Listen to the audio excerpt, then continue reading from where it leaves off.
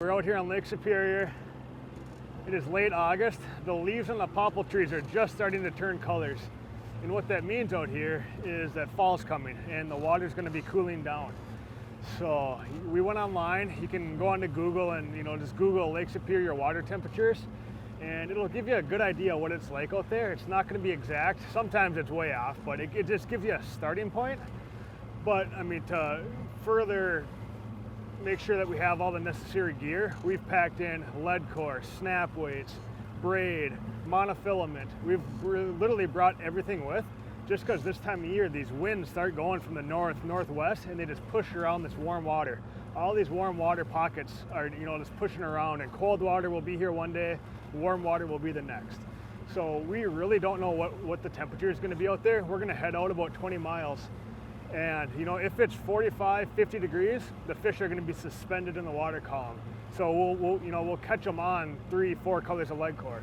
If water temps are 60, these fish are going to be glued to bottom. So that's why we're going to have our downriggers, and we'll run leadcore, and we'll even put a snap weight on with the leadcore so we can get our board lines down 80 feet. So we'll see what's in store for us. We have a little boat right here, but hopefully we'll have a fish on soon.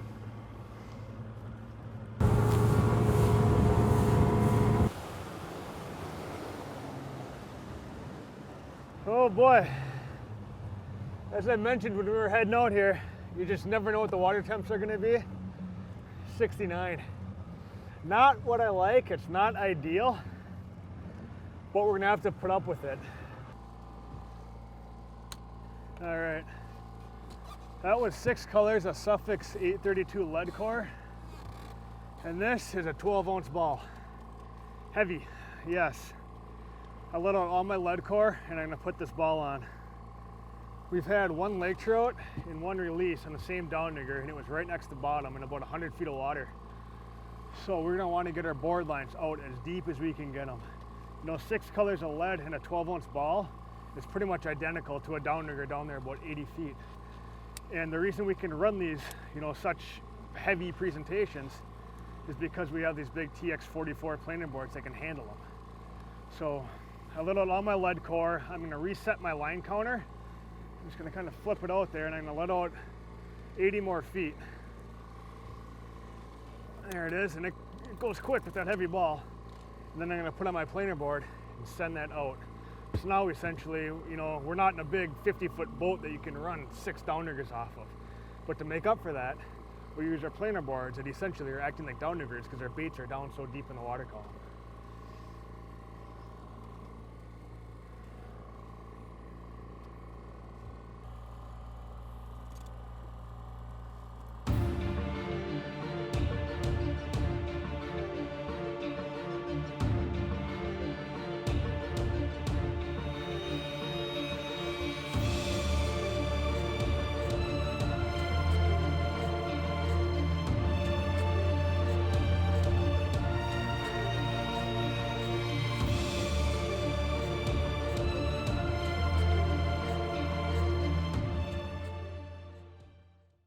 There it is. Oh, we just set this planer board too. I can feel its head shaking. I'm gonna kind of cheat a little bit. Here's kind of a trick. If you have a fish that feels pretty heavy, let's say it's on our starboard side planer board, turn your boat right as well. And that'll kind of give you a little less pressure where you can reel in the fish and gain some line on him. And this one was on, 6 colors of lead and a 6-ounce snap weight. And I can say 100% that we would not be catching these fish if we didn't have these bigger planer boards. Those smaller offshore boards, they just sink when you have this much weight on them. So these bigger planer boards are really allowing us to put more fish in the boat right now.